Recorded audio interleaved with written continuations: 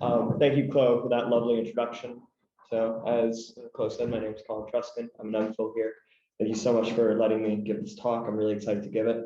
This is adapted from one of the parts of my dissertation. I thought that this would be the most fun area to. Everything good? Yeah, I think we just need to.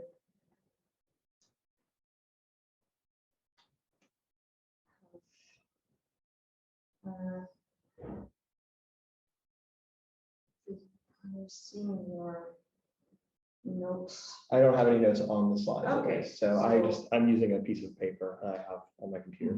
Okay, so it's not a problem. No, yeah. As long as they can see the font, it'll be okay. I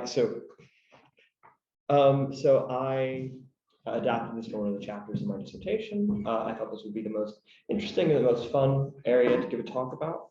But a quick caveat, two quick caveats before I begin. One is a content warning. I'm going to have some brief discussions, very brief, of gun violence, sexual violence, and racism in this talk.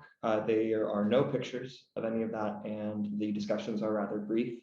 However, I did want to let everyone in the audience know about this in case they would like to leave now or at any point. You're more than welcome to. I completely understand.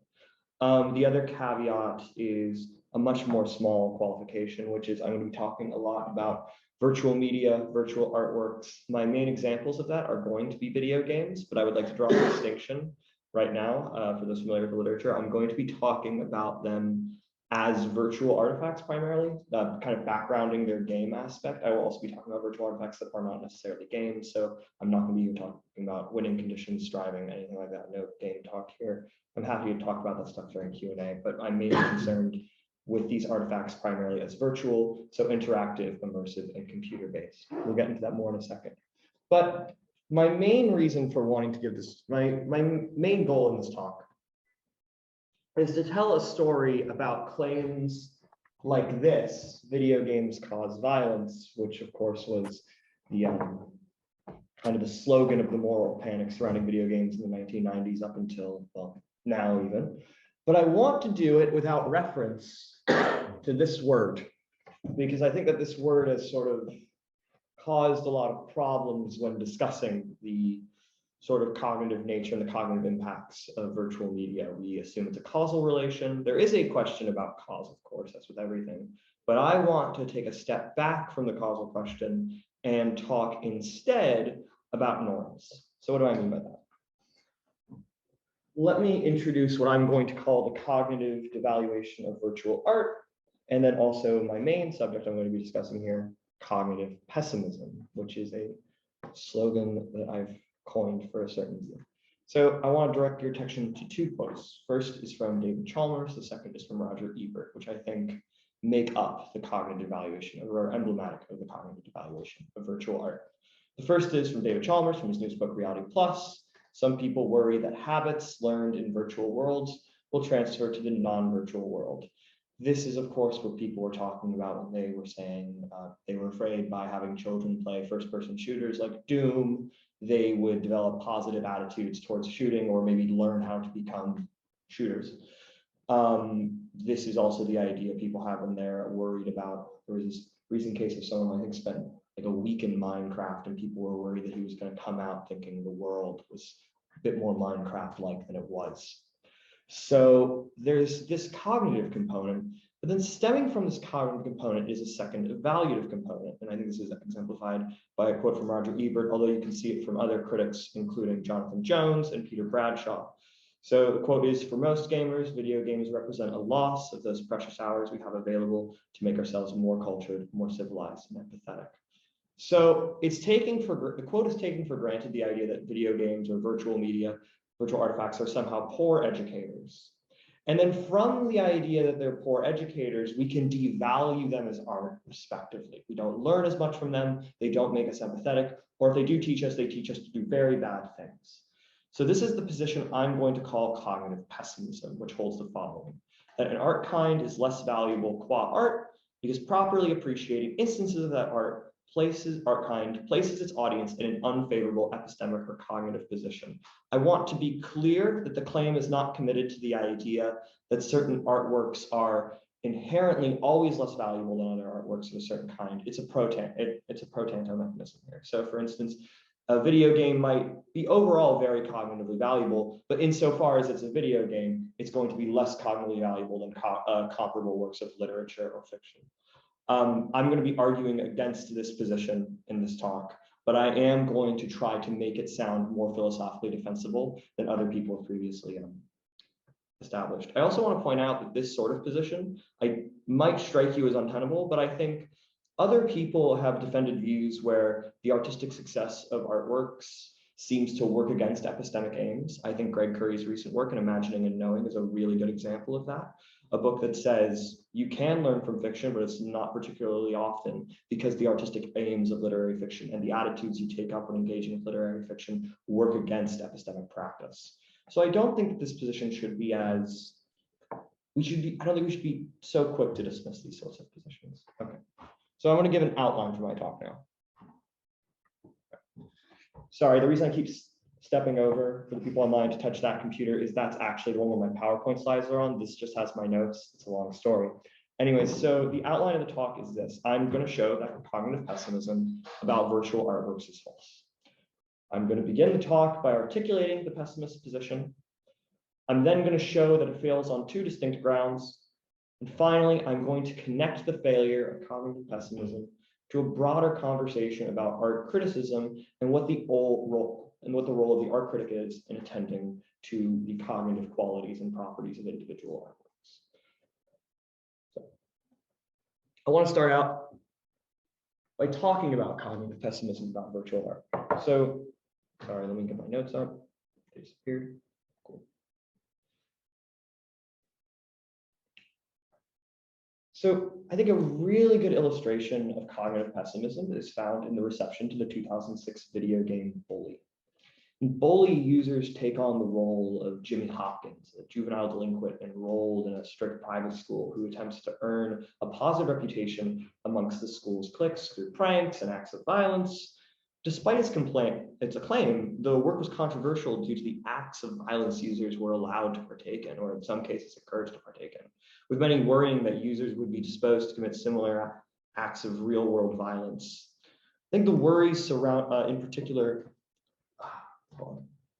sorry, there was supposed to be something there isn't. Anyways, continuing. The worries surrounding Bully prove, I think, to be apt demonstrations of cognitive pessimism, an idea expressed by many of the work's critics, including notorious lawyer Jack Thompson, was that those who found the most enjoyment out of Bully would likely evaluate real-world acts of violence similarly to how Jimmy Hopkins evaluates violence.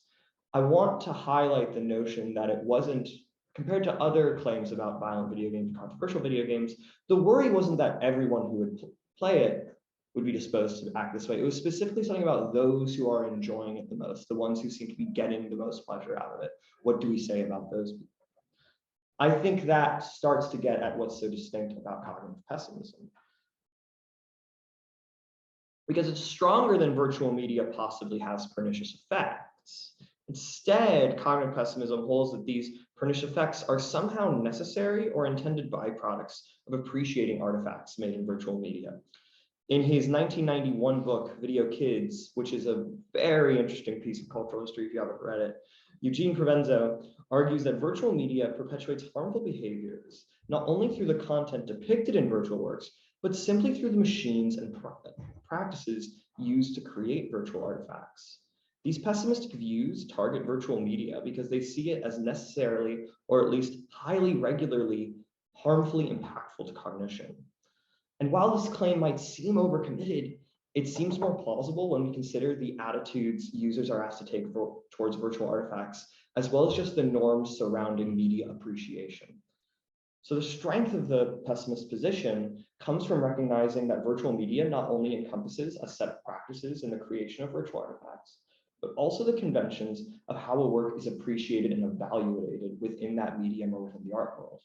Timothy Binkley, in his 1977 essay, Peace Contra Aesthetics, reminds us that part of the medium of painting is the practice of looking at the front of the painting. And Greg Curry, in his 1990, The Nature of Fiction, reminds us that the medium of literature requires us to engage in our imagination.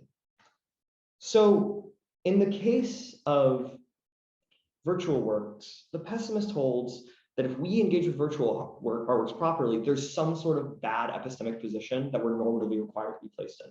So what does it take to properly engage with virtual artworks? And what does this bad epistemic position amount to?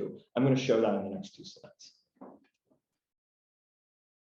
So I think the attitude that is required that people might think is epistemically harmful is what I'm going to call immersion or virtual immersion. Now, I should mention immersion is a weird concept. It doesn't really seem to enjoy a standard definition. I've seen at least 3 different ways of cashing out immersion floating around in the literature. The view I have presented up here is my own. Some people don't think of it as a species of immersion. I've been called out on that before. Some people do. If you want to talk about this sort of concept, I'm happy to talk about it during Q&A, but I unfortunately don't have the time to defend this whole account and technical thing called immersion, but I will explain it quickly. So I think immersion in virtual artwork can be cashed out as an cognitive attitude. So that can be imagination, that can be belief, that can be a belief, if you're familiar with that notion, of presence in and preoccupation with the depicted contents of a virtual work.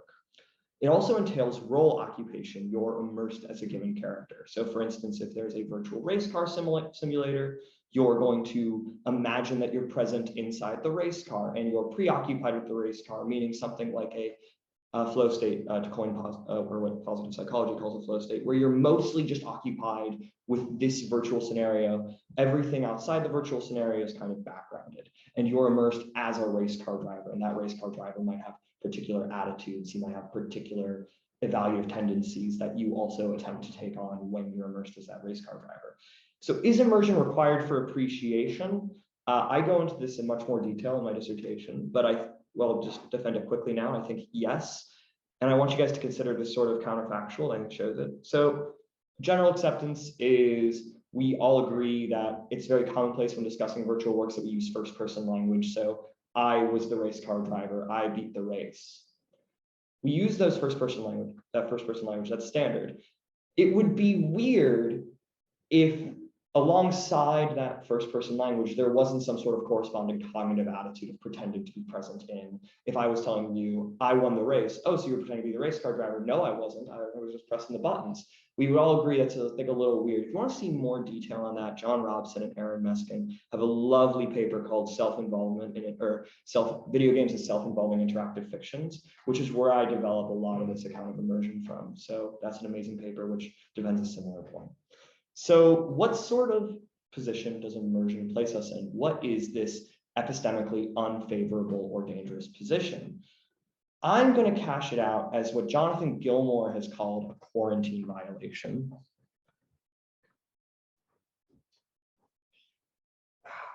And I lost my notes again. Give me a second.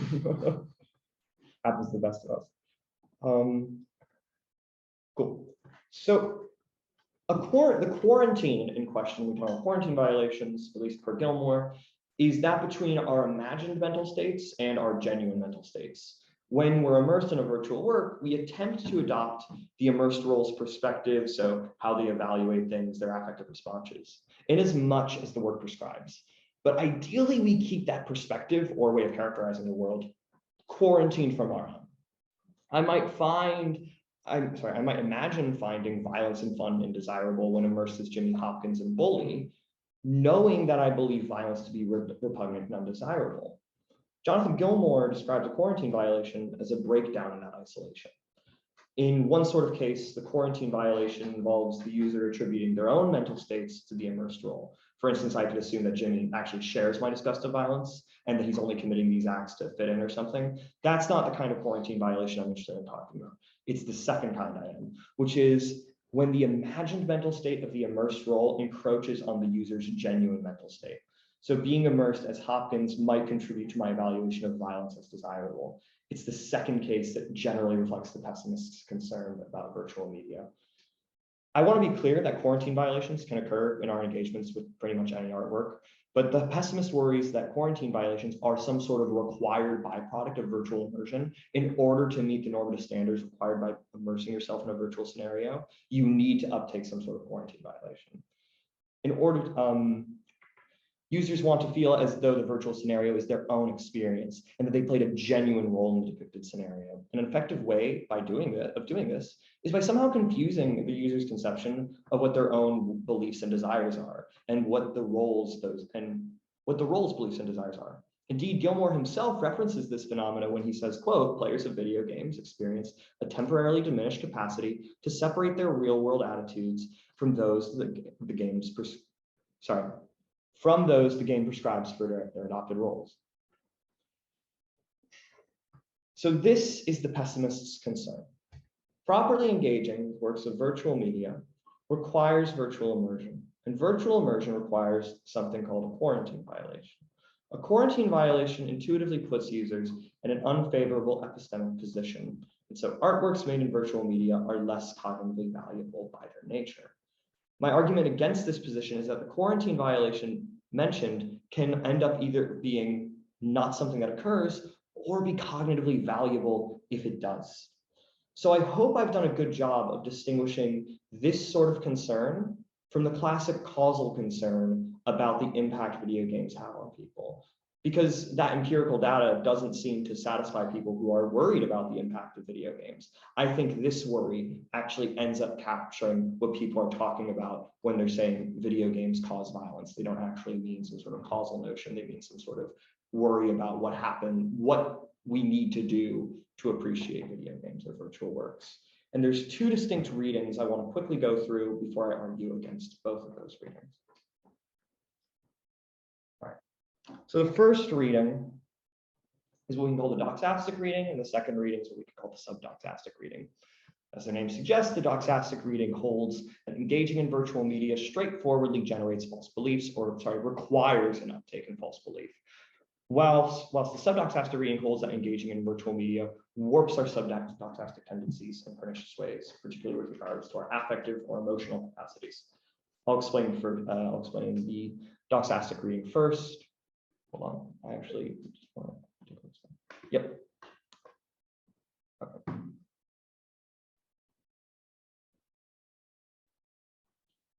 So yeah, I'll explain the doxastic reading and dismiss that reading first. I'm going to hold that it's straightforwardly false. Well, the sub-doxastic reading, I think, is actually a little bit more powerful of a claim that I think is a little bit more plausibility. That's going to be the one where I say it actually ends up being a cognitively valuable mechanism. So let's start with the doxastic reading. So what exactly does the doxastic reading hold? So the doxastic reading of the pessimist's word says that virtual media systemically generates false beliefs in its users. We need to spell out this claim in some detail. First, the relevant false beliefs are the beliefs which the immersed role is represented as having. When I'm immersed as Jimmy Hopkins, I ought to adopt the represented belief that I am the one beating up these kids, or I am the one pulling these pranks. Second, the claim is not that virtual media can instill such beliefs. That claim is a given. You can uptake false beliefs in most art and most media. Third, the pessimist appears to be concerned with primarily normative or evaluative beliefs, or what we should value or what we should do in particular scenarios. In explaining why we take pleasure in committing virtual acts of violence, the pessimist says it's because we believe violence to be normatively permissible. Another point of clarification is that virtual artifacts might require some belief uptake in order to appreciate them. The issue is whether or not those beliefs are false. For instance, on one plausible account, appreciating bully requires believing that the scenarios of Jimmy Hopkins pulling pranks on his friend are represented as having properties that make the emotional response of laughter apt, such as, that belief is not a false one because the depicted scenarios are represented as having those properties. And my emotion of laughter and humor is apt in virtue of that representation. The doxastic reading of cognitive pessimism is stronger than that. It holds that our attitudes towards bully ought to judge these events as funny because they actually are funny. They would be funny if they held in the real world, not that they're represented as having some sort of humorous property or humorous form. Okay. So Paul Grabarczyk and Marek Prokopsky offer an account of virtual action, which endorses this exact idea that you need to uptake some false belief in order to appreciate virtual media. In particular, they're interested in a very particular kind of belief you need to uptake. I'm going to draw the kind of false belief that might be uptaken a bit broader than that. So puzzled by how users treat virtual depictions not just as pictures, but as distinct objects and locations, these authors assert that an obvious prerequisite to being immersed or present in a virtual environment is to believe that there is some kind of alternative place in which we can immerse ourselves or to be present. They extend this argument to suggest that users believe themselves to actually be in these locations. The authors also gesture towards the idea that decision-making in virtual scenarios is best explained by users adopting course. I should have actually, yeah, there we go, sorry. Getting confused with the amount of things I need to switch. Yeah. So the reason users immersed in bully commit acts of pranks or acts of violence is that they believe, one, there is some sort of act of violence or prank they can actually commit, some sort of genuine thing in a virtual world, and two, that they ought to do these things because they're funny and permissible. Thus, virtual media does not inadvertently give rise to false beliefs on this account, but instead does so systemically and deliberately. So there are two sorts of beliefs you might think you ought to adopt to correctly engage with virtual artifacts. So descriptive beliefs about the sorts of objects that exist and the properties they have, which is mostly what these authors are concerned with, and normative beliefs about the norms governing virtual scenarios, which seems to be more what the pessimist is concerned with. So Grant Taverner has responded to these authors. So Grant Taverner has responded to these authors' assertions that descriptive beliefs are required for engagement with virtual media, arguing that their assertion is at odds with empirical facts. Much of the literature on virtual media engagement, particularly Mel Slater's influential work on virtual reality, speaks of users being subject to perceptual illusions in which they feel present in different locations. However, those perceptual illusions aren't cognitive illusions. They hardly ever confer some sort of belief or similar strong doxastic state. Expanding on Taverner's point, adopting false descriptive beliefs is just plainly at odds with the norms governing our engagement with virtual media. If users were asked to adopt a belief that, say, virtual fire is a real kind of fire that they ought to run away from because it could harm them, then surely no one would desire to experience that work, especially a second time after experiencing it the first time, which seems counterproductive to the artistic aims of the work. This means that false descriptive beliefs are not a requirement to fully experience and appreciate virtual artifacts. So now that we've pretty much shown that false descriptive belief uptake isn't required, we can move on to normative beliefs. So to fully appreciate bully, do we need to adopt the belief that violence is normatively permissible? The claim that users ought to adopt false normative beliefs fails because it's fundamentally at odds with typical evaluations of virtual artifacts. Namely, it's typical to enjoy certain virtual artifacts because of the discrepancy between the represented normative beliefs of the immersed role and our ordinary normative beliefs. For instance, I know that in ordinary scenarios, I believe violence is undesirable and morally impermissible.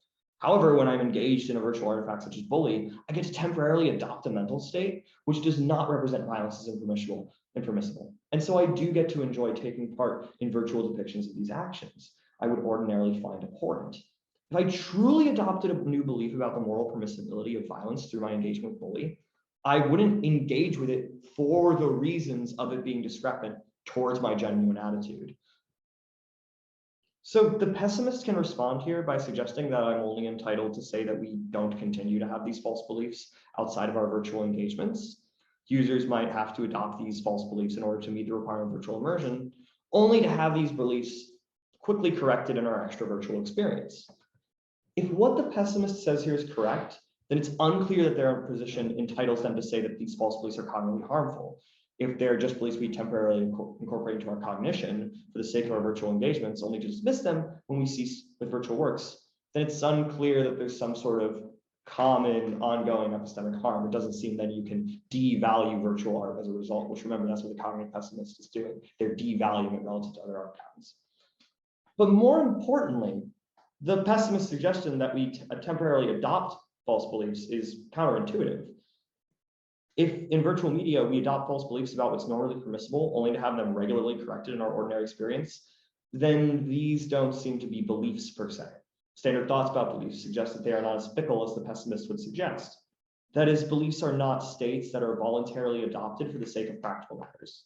So maybe there's some sort of alternative doxastic state we're adopting. Maybe we're accepting certain beliefs or imagining having these normative beliefs. But this is distinct from genuinely believing some sort of normative proposition. Furthermore, it turns out that if users only imagine having false beliefs, then the doxastic attitudes required of users end up looking similar or identical to the attitudes we ought to adopt when engaging with most represented art kinds or art fictions. Recall Kendall Walton's famous view about the required imaginations when engaging with fiction.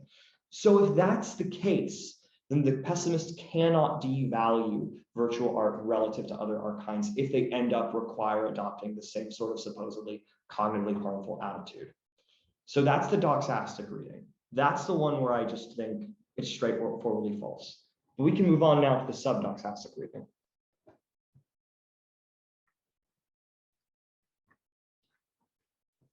So there's two sorts of commitments to the sub-doxastic reading of cognitive pessimism. So these features are: one, that engaging with virtual artifacts requires a quarantine violation at the sub-doxastic, or in particularly here, emotional level. I want to be clear, I'm going to be speaking of emotion primarily as a sub-doxastic cognitive state. It's about something, but it's something below the level of belief. Second, the quarantine violation is necessarily cognitively harmful. My response to one is that this might be true, but there's going to be some caveats. My response to two is that it's plainly wrong. This can and often is the site of cognitive value in a virtual artwork when properly appreciated. So I want to talk now about the sort of affective complexity of engaging with virtual media that might make it such that a quarantine violation is required on the sub-doxastic level.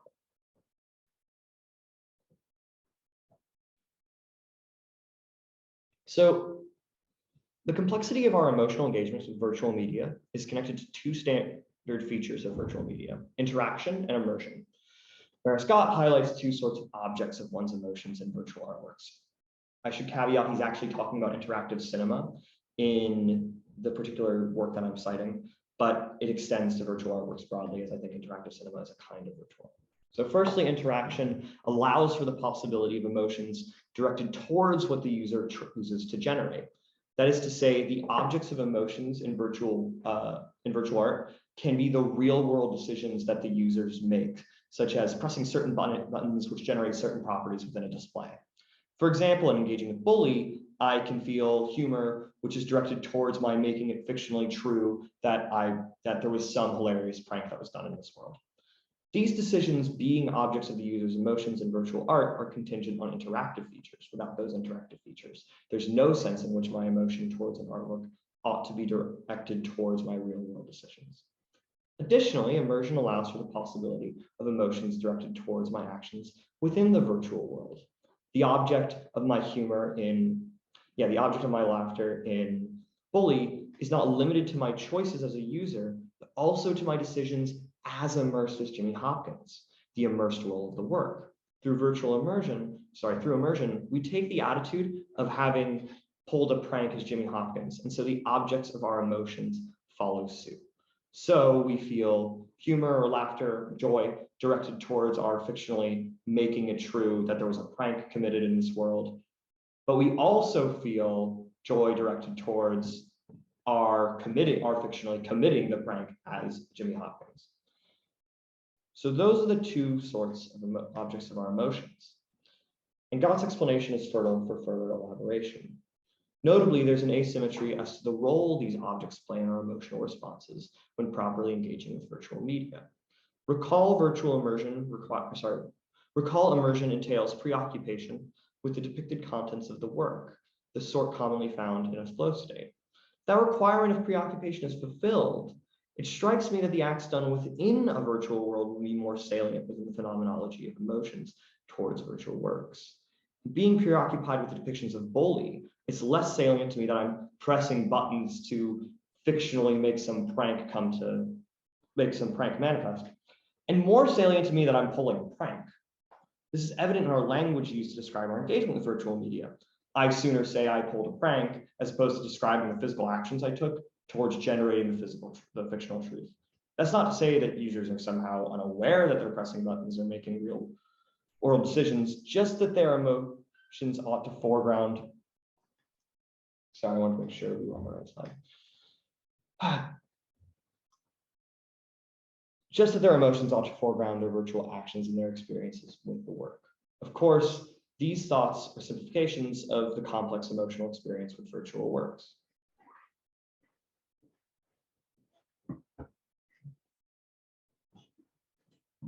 So does this emotional engagement entail a quarantine violation? Some of the empirical literature on video games and virtual reality suggests so. For instance, some of the research on violent content in video games has demonstrated a relationship between it and aggressive behavior, although the degree to which that relationship is causal is highly contested. But recall that we're mostly concerned with the normative question, not a causal question. Similarly, some of the research on VR technology indicates that users feel analogous affective responses to those the immersed role is represented as having. Now, it's not clear to me that this is the product of norms governing virtual media so much as it is the product of certain human dispositions, but there is good reason to think that it is the product of such norms. For example, you might think that users who are in the best positions to evaluate virtual art, the success of virtual artifacts, are the ones who experienced apt emotions towards the artwork, and the aptness of those emotions might be contingent on the norms governing the immersed role's emotional response. As a result, the person who genuinely adopts the immersed role's affective perspective, as opposed to just imagining having it, is one who has correctly appreciated the virtual artwork. Therefore, there's good reason to think that that immersion does require a quarantine violation at this level. And if it does require a quarantine violation at the level, then the pessimist's worries appear more plausible. In our emotional responses towards virtual depictions, the more salient object of my emotions is the one within the virtual work. Because of the quarantine violation mentioned before, the norms governing the appropriateness of those emotions are going to be the ones which the immersed role endorses. To see where this goes awry, let's borrow an example from Stephanie Partridge. Partridge argues that certain virtual actions are wrong because those corresponding images have an incorrigible social imagery or socially determined semantic content that's difficult to overturn. She provides the example of the horribly racist and sexist depictions of sex, frankly, sexual violence, in Custer's Revenge, arguing that the image contributes to women's oppression. In turn, users can be held morally culpable for generating this imagery because the act of generating this imagery demonstrates a dangerous ignorance of social facts. The problem is that because of the asymmetries in the user's affective engagement with virtual depictions, for my previous analysis, it ought to be more salient within the user's emotions that they, quote, saved the captive and are rewarded with sex, not their action of generating socially harmful images.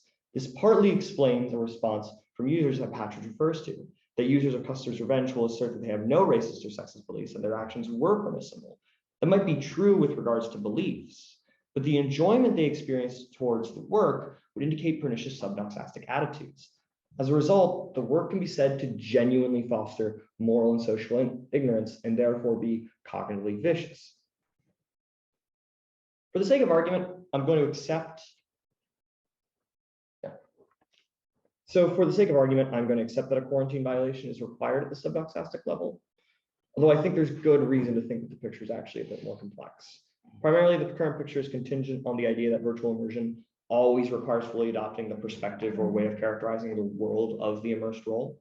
But I also think there's good reason to think that particular works are going to push back against you adopting the roles of perspective fully. I leave open the possibility that some works might only prescribe pretending to adopt a perspective, or that you should dismiss a perspective of your immersed role halfway through the work. Another complication is that it's not entirely clear how long lasting this quarantine violation is. With the correct sort of cognitive monitoring, it seems plausible that they're often short-lived.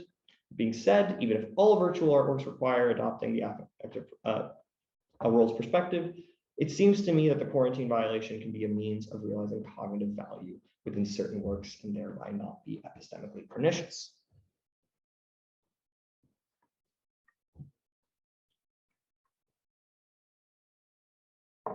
So I want to tell a story about how this quarantine violation can be cognitively valuable by paying particular attention to some recent work done in VR art space, as well as Jennifer Robinson's famous account of our sentimental education through art.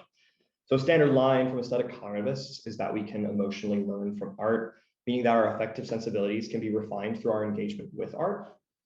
A popular account from Jennifer Robinson pays special attention to the sub-doxastic component of this education with particular regards to literature. She also has some stuff about music, but it's mainly literature. For Robinson, emotions function as immediate and non-deliberative affective appraisals, which can be evaluated by cognitive monitoring at the doxastic level. When I feel fear during a horror film, it's not because I deliberately judged the monster to be represented as scary. Rather, it was an urgent appraisal of scary directed towards the monster. She holds that through this aspect of emotions, novels can educate us. Prior to arriving at a judgment about the characters or situations in a novel, emotionally engaged readers can experience a variety of different affective responses and corresponding appraisals, which draw their attention to different features of representations, making direct appeal to the reader's own, quote, wants and interests. Afterwards, readers can reflect on the emotional engagement and form beliefs based on that experience. Part of how virtual art can teach us through its affective complexity ends up looking a lot like Robinson's account of learning from literature. So let's apply Robinson's thesis to the quarantine violation to demonstrate that it can be a cognitively valuable mechanism. If our emotional engagement with art allows certain features and qualities to become salient to us based on our own wants and interests, then the fact that the immersed objects of our emotions ought to be more salient than the non-immersed ones becomes relevant. The wants and interests our emotions tend to ought to be the ones which reflect features of those immersed objects and represented mental states. For instance, in the detective fiction video game Alley Noir, my emotions ideally represent solving the case as desirable, not my hope to make it fictionally true that the case is solved through me pressing a particular sequence of buttons. To be clear, this does not reflect a consciously deliberated belief that solving the case is desirable. Instead, it's a more immediate and automatic appraisal. Moreover, if we've adopted the perspective of the immersed role, the wants and desires we feel that are at stake ought to not be our ordinary ones, but rather the ones the immersed role is represented as having. So we appraise solving the case as desirable and just because that immersed role of Cole Phelps, the detective, is represented as evaluating these things as desirable and just. A worry is that virtual art with violent content can lead our emotions to appraise a virtual scenario as exciting and fun, if we don't really believe that violence is exciting and fun. I'm going to speak more about these troubling depictions a bit later, but what's important for now is that this affective complexity can be realized in cognitively valuable ways, similar to the way Robinson describes our emotional engagement with novels. And I want to bring your attention to a recent VR piece, Courtney Cogburn's 1000 Cut Journey. So 1000 Cut Journey has the user immersed as Michael Sterling, a Black man who experiences racism at various points in his life. The work provides 3 scenarios, deliberately presenting cases where the racism directed at Michael might be otherwise opaque, such as casual workplace discrimination. The cognitive value of this piece is that the emotional response of users can make certain features of the depicted scenarios more salient through their immersion as Michael. In doing so, the piece educates them about everyday racist encounters. Let's recall the asymmetry mentioned previously and apply it to one of the depicted scenarios in 1000 Cut Journey. My real world want and desire is to progress the display such that it's fictionally true that Michael arrives home. But my virtual world want and desire, while immersed as Michael, is to arrive home. So when Michael is pulled over and berated by police on his way home, the salient desire being frustrated is my desire to arrive home as Michael, not to the desire to make it fictionally true that Michael arrives home. The asymmetry can aid in making certain features of the scenario more salient than otherwise had been. There's clearly a difference in an emotion appraising an obstacle to my progression of the narrative as frustration, and an emotion appraising an obstacle to me going about my ordinary day-to-day task as frustrating. The second object of our emotion has certain properties that we might immediately correctly appraise as subtly racist properties. By being immersed as Michael and adopting his affective perspective, users experience frustration at the racist attitudes and behaviors certain users experience frustration at the racist attitudes and behaviors preventing them from accomplishing their goals. In the example provided, I paid particular attention to the immediate affective appraisals we can expect users to make as a result of the quarantine violation in their immersion. When I say expect users to make, I mean, again, those users who correctly meet the requirements of properly engaging with the work. I'm not making a causal claim. I'm not making an empirical claim. Let's turn our attention to the role cognitive monitoring can play in getting us to appreciate the cognitive value of this experience.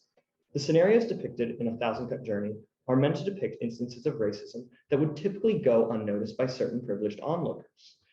Through taking on a differing affective perspective and having corresponding appraisals through that perspective, users are provided with a way of refining their own emotional sensibilities, such that these socially pernicious properties can become more salient in their ordinary affective response. Moreover, by consciously attending to the emotional discrepancy as to how they reacted in A Thousand Cut Journey compared to how they would react when they experienced similar encounters in their ordinary life, certain users are meaningfully taught something about their own ignorance and biases. So what the example of A Thousand Cut Journey shows us is that the sub-doxastic quarantine violation entailed by virtual immersion, if it's there, and can end up playing a key role in the sort of affective education discussed by Jennifer Robinson. Just like literature, virtual media has certain mechanisms which can take audiences on complex and dynamic emotional journeys, in which various features of the work appeal to their sub-doxastic tendencies and capacities. Sorry, give me a second. Cool.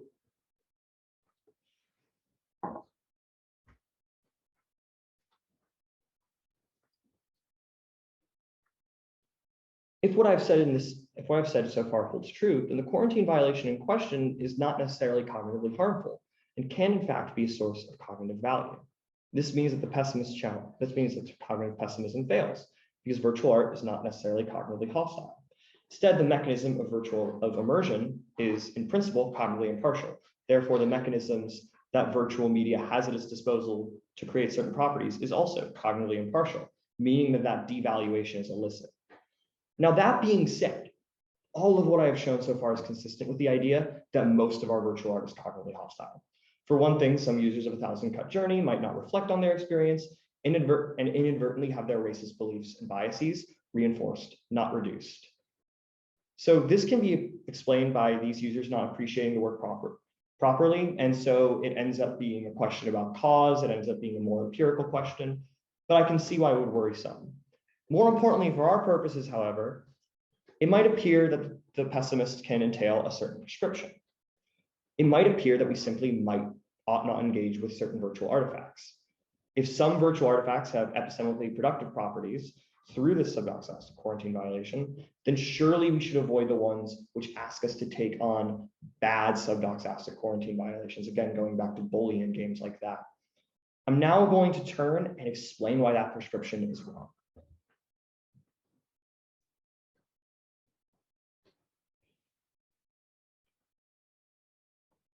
So I can only offer a partial reply to the pessimist prescription, but the good news is that the partial reply I can offer confirms that we can't devalue virtual art relative to other art kinds on cognitive grounds, at least. So first, let's get clear on the cognitive consequences of these pernicious affective stances. I'm unsure of the longstanding cognitive harms of adopting these affective stances.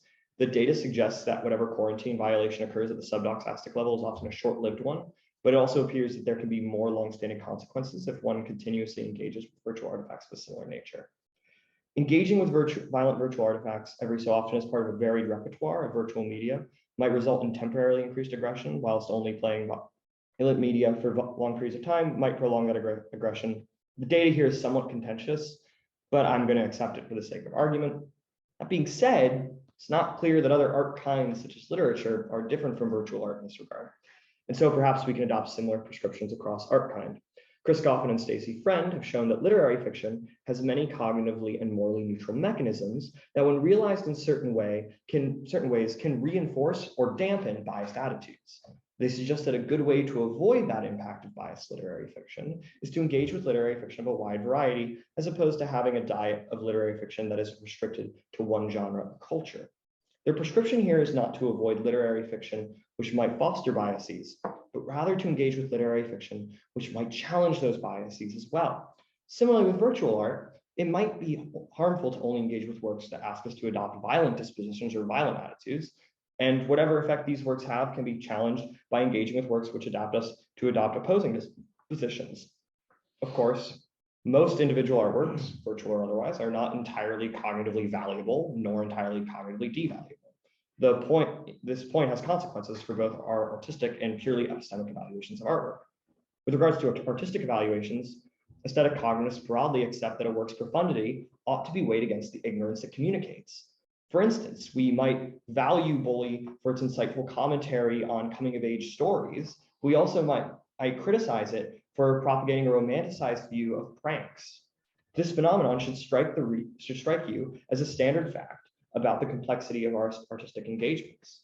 Works can communicate cognitively valuable resources as well as cognitively harmful ones, and ideal audiences should be attuned to what is of value in the work and what is not. It does not reflect any reason to devalue one art kind relative to another, but instead to attend to the particular artistic features of individual works. I now want to finish off by taking a sip of water. But also, oh, I should have clicked that earlier, sorry. Okay, I want to now just make one final comment about art criticism broadly, which is that if the role of the art critic is to attend to the particular features of works and communicate them, then it seems to me that by just making overall gross devaluations on cognitive grounds of one art kind relative to another is an illicit move and not within the duty of the critic. The duty of the critic should be to attend to the particular features of individual works and to the particular and how those relate to the particular standard features and mechanisms of media that can generate cognitive value and disvalue. So it seems to me that art critics should drop the general assumption that certain art kinds are more cognitively valuable than others by nature of their mechanisms, and just attend to the way those mechanisms are realized within particular works. And that's the talk. Here are the citations.